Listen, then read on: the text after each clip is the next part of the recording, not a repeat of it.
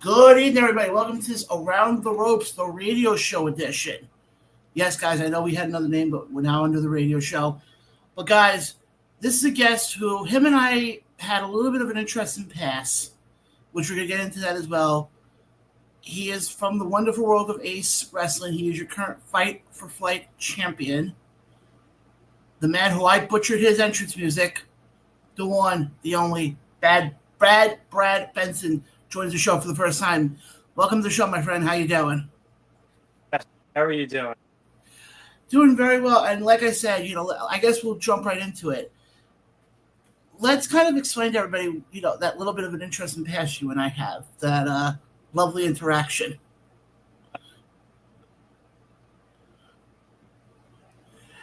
I would say, if you want to tell the story, you can.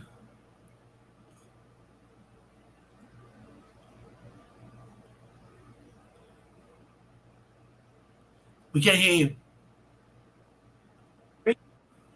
Oh, okay. Now we can hear you. Wonderful world of technology.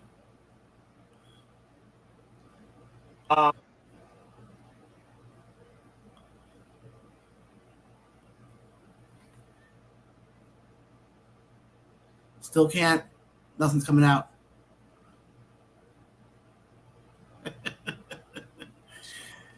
As Bad Brad Benson is figuring that out, guys, just want to bring everybody up to date. Obviously, August 9th, first week of August, Ace Pro Wrestling returns with Anarchy. Obviously, we know the main event is Anthony Gingo and Darius Carter taking on Sean Donovan and Danny Moth for the Ace Tag Team Champions.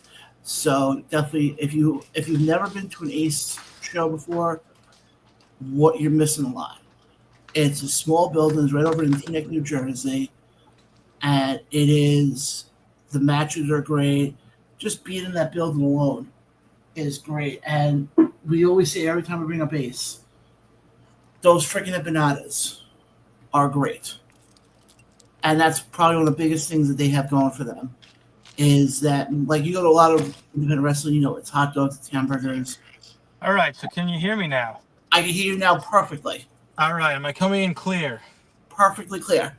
All right, fantastic. So anyway, your question, right, our checkered history over my entrance music.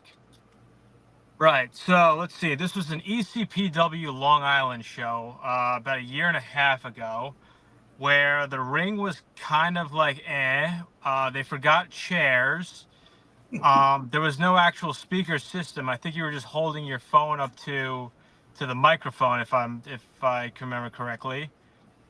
And just when things could not get possibly worse, you messed up my entrance music. And I'm coming out to some weird beatboxing kind of weird thing. It's not me, man.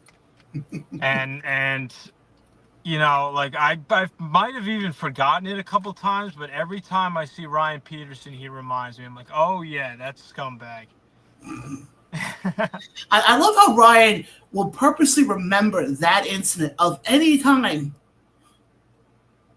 I know, yeah. Like it's like, it was like 100 things were wrong with that show, and he found like the one thing that involved you, and he will not let you live it down. And it's great. No, he will not.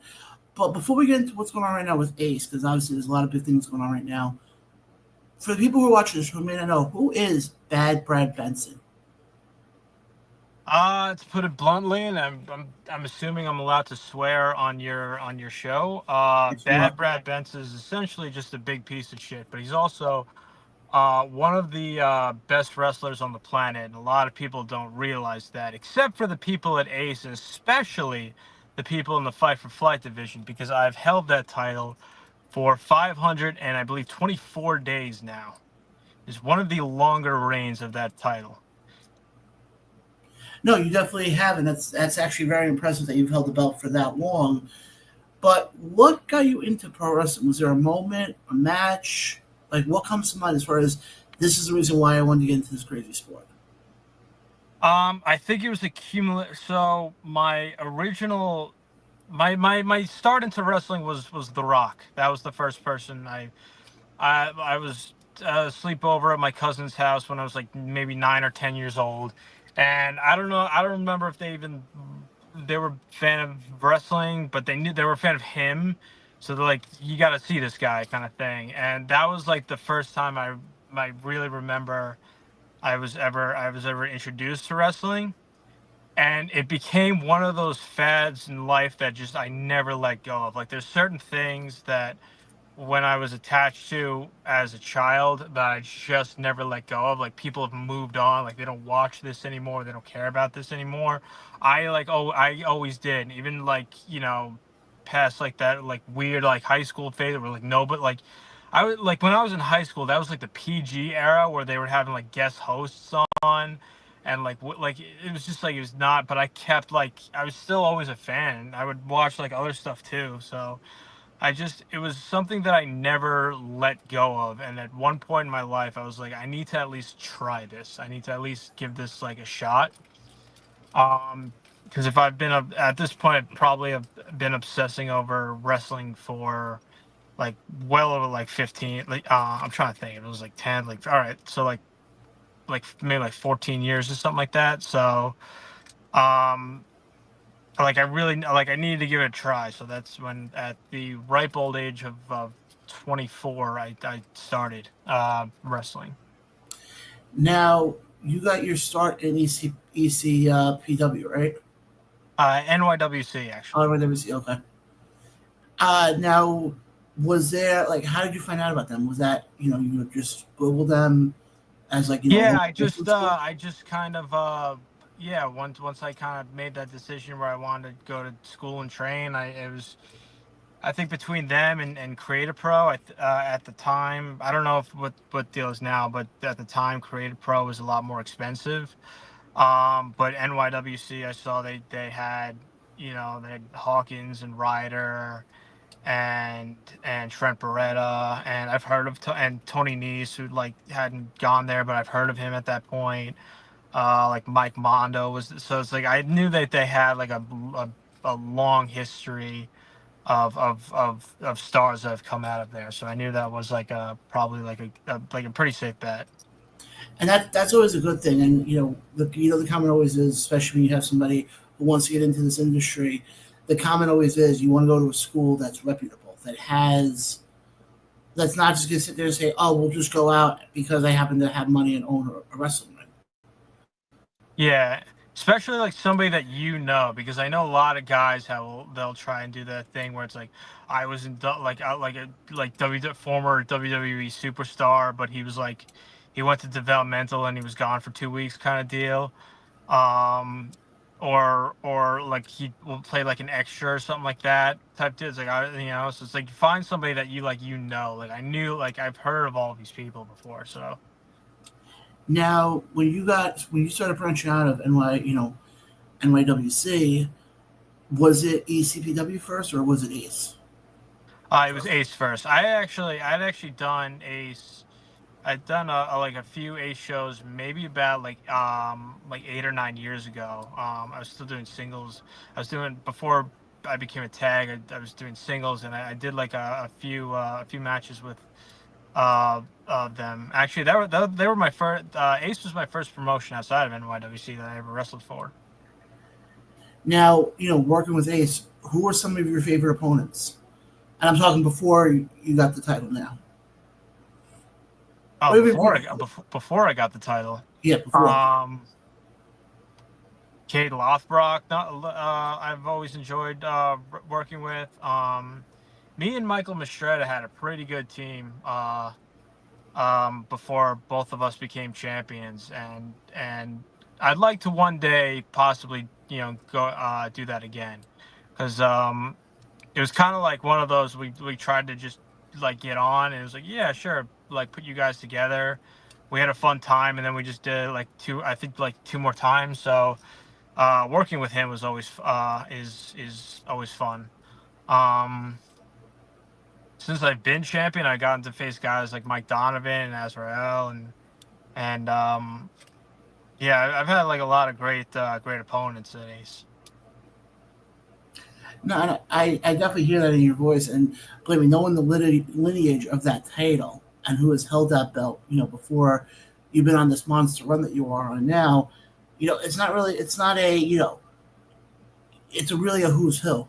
And in my short time at being an ace, some of my favorite matches have been the fight for a flight champion. And I've seen you a couple of times in the ring, and you hold up to that. But when you got that title over 500 days ago, and you won that belt, did it hit you then, or has it hit you yet that you hold gold in one of the more well known companies in New Jersey? Um, I take it as a huge responsibility, and I try to uphold that responsibility as best I can. I've been in situations before where it's I'll do this, this, this, this, and this for you, and maybe we'll do this for you, but probably not, but we'll see, kind of thing. Um, and I don't do that anymore. And Ace, working at Ace has always been like, if you do this for us, we can do this for you, kind of thing. It's been a very professional relationship. And when I won that championship, I knew it was like I knew like what they were doing. They're like they saw me and they said, "We like this kid. We see how hard he works. We see how he treats our company. Like we want him. We want to acknowledge that." And I've tried to live up to that every single day since I've held that title. Now, let me ask you this: for people who are not watching this, who people who may not know, would you almost consider that like Ace's version of like the IC title? And I bring that up because we always remember back in the day, the IC champion was always that was always the belt they put on them before they put on the WWE championship or whatever main title was on the brand. Do you kind of see it that way? That okay, now I have this. This gets me a little bit closer now to that heavyweight title. Um, I see it. I don't mean to make this sound like a downgrade, but it's because it's definitely not. Because I need to explain. It's more of the cruiserweight title, and I mean that in the way it's like it's the most exciting match on the entire on the card. Like a lot of times, it sets the pace for the entire show, which is extremely important. If your show starts off with a shitty match, like the chances are nobody's gonna like it's gonna take a while for people to like get back into it. And if you start off with like a big like explosion, like with like a fight for flight match, like it sets the tone for the whole show. So it's like it's to me, it's always been like the cruiserweight title, where it's like it's not the next step up, but it's the more it's we want to see this more though. Well, okay, but now that you say that, then let me ask you this: though, do you still have the goal to eventually, if it is when you do drop the belt now, is your next step in Ace to eventually go after that heavyweight title? I'm after everything. I'm after like I said, if me and Mistretta like I said earlier with me and Mistretta, like I'd go after the tag titles again with him. If he wants to go title for title for his diamond division, I'm down with that. I'll go after the Ace heavyweight title. I'm after everything. I definitely get that, but I spoke about this last. Actually, we just had Alvin Alvarez on the show, and Oh, I'm sorry to hear that. we were talking about some of the unsung heroes that we see in pro wrestling. Obviously, you have the wrestlers who everybody loves, but like the unsung heroes, especially with your character, how important is it for you that the ring announcer, and obviously we kind of know who I'm talking about here, kind of excites, makes it kind of a little bit more excited, especially when you come in? How important is that for you? I missed that last part. I'm sorry. Say again. How important is that for you, having the ring announcer, you know, kind of make your character bigger than it is, if that makes sense? It's very important for that particular ring announcer, because if he doesn't do a good job, I'm going to throw my jacket as hard as I can in his face. Um, but if he does do a good job, I'm going to give him the opportunity to catch my jacket as I throw it as hard as I possibly can in his face. Yes, because speaking about that, and this ring announcer actually brought the story up to me. How did that whole thing get started with you chucking your jacket at him? I mean, I know he's an easy target, but still, how? Um, I was still trying to learn the heel character kind of thing. And like I've noticed like when people learn it, they always go after the referee, and people always say like respect the referee kind of thing. So like I got that, and then I'm like, I remember standing in the ring with the ring announcer, and I go, well, nobody says anything about him. So like I can be a piece of shit to him all I want. Like that's not against the rules. That's just that's just me being an asshole. So and I enjoy doing that to Ryan Peterson. So I'm gonna continue to do it. And I think to be honest, there's quite a few fans that actually enjoy it too. So I've gotten quite a few requests to really chuck it at him. So But now, obviously, looking ahead now, obviously, you're on this monster run now with this title. Where, do you see somebody in Ace or even outside of Ace that you could see being a potential threat to taking that belt off of you? It's I like I wish I had an answer to that. Truth is, I don't know, because the difference between me and everybody else is I could name somebody, but like there might be 2 3 other guys in that ring that like your answer is like a one guy. I would have to do like 4 guys, because I'm in the ring with everybody. Like that's what that title is. That title isn't just like I want like who's the best. I want everybody. That's what I've been doing for the last 524 days. All right, so let I me rephrase the face question. everybody. Let me rephrase the question then. Who would be your top 5 then? You had to name 5 people right now. Top 5. Let me think. Uh, yeah, I can't think of anybody who would take it from me, if that's what you're asking. Yeah. Yeah, I think I'm gonna hold. I think I'm gonna keep holding it for a really long time. So I don't.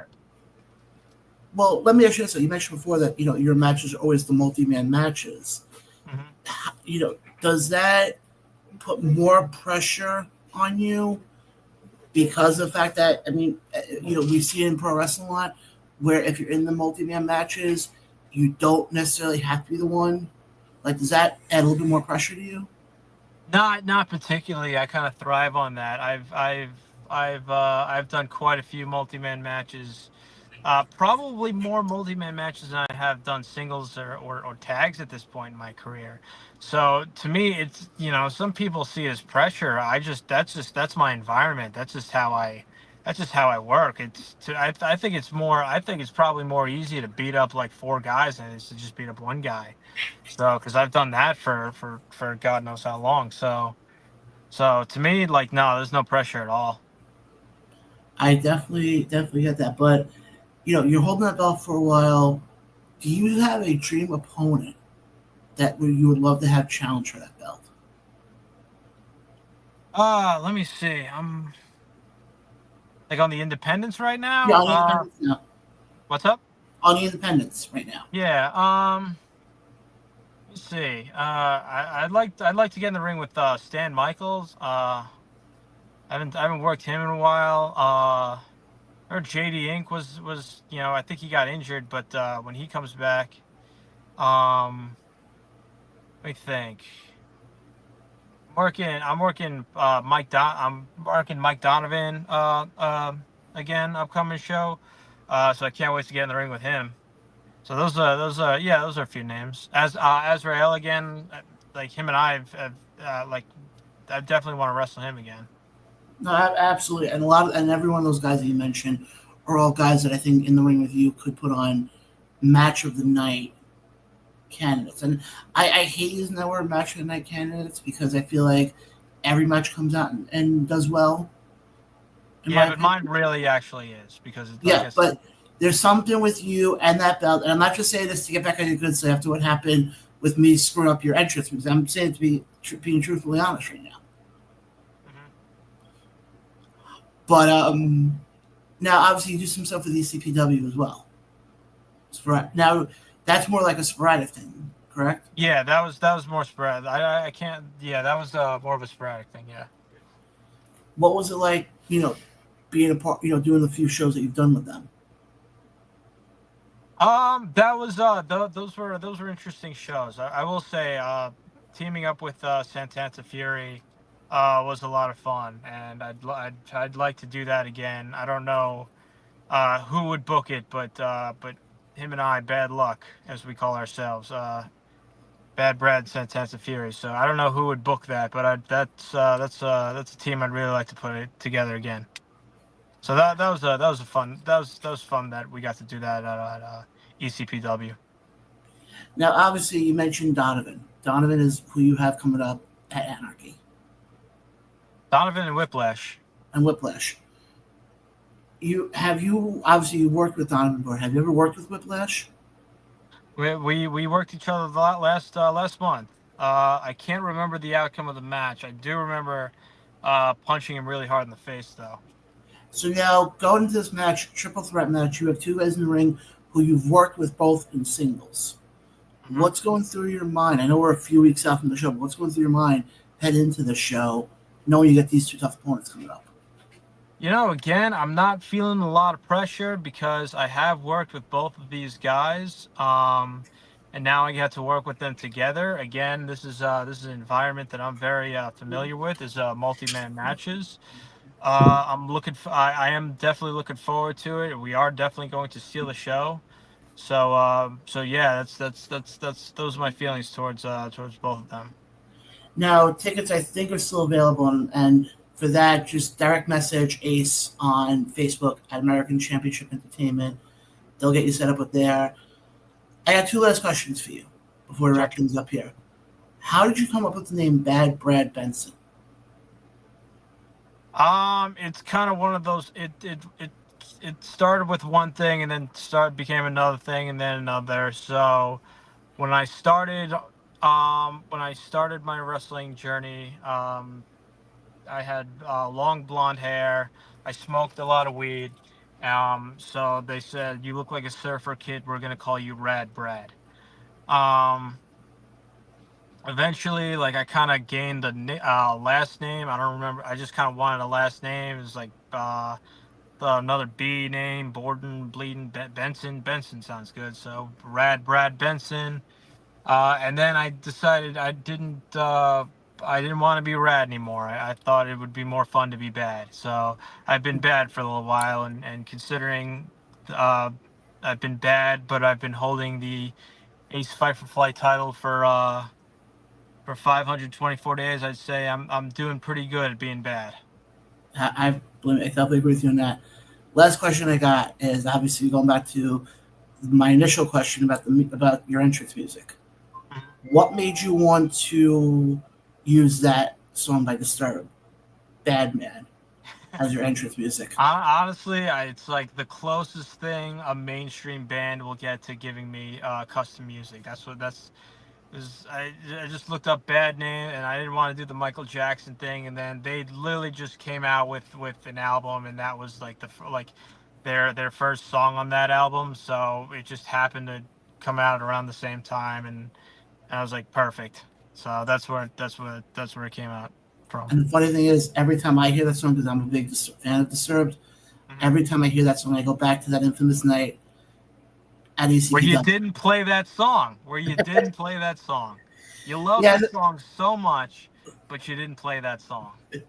the fact that Ryan still remembers that to this day doesn't surprise me, to be honest. But again, it is what it is. But Benson, that it was great Bad having you Brad on. Benson's. Yeah, Bad Brad Benson. It was There great you having you go. on. Where can the fans connect with you on social media? And what else do you have coming up Uh, you'd like to promote? Find me on X at Bad Brad Benson. I'm not there a lot, but you can message me. Instagram at Bad Brad Benson. I'm there pretty often, and Facebook at Bad Brad Benson, which I'm also there on pretty often. And if you want to book me at Bad Brad Benson 1 at gmail.com, because the original guy fucking sucks. That's why. Guys, again, catch Bad Brad Benson at the Anarchy show for Ace as he takes on Mike Donovan and Whiplash and continues his run. Again, Bad Brad Benson, great having you on. The door is always open for you to come back on whenever you like. And like I said, good luck in the triple threat match. Cool. Thank you, brother. All right, guys, that's Bear Benson. We have a lot more interviews coming up for you guys next week, including Nahir Robles, Joe Bellini. Then we have coming up Michael Turner from Main Event Wrestling. We also have Mike King joining us tomorrow. So definitely hit subscribe on our YouTube page. It costs you nothing. Does wonders for us. Follow us on Facebook. And we will catch you guys next time right here on the On the Ropes radio show.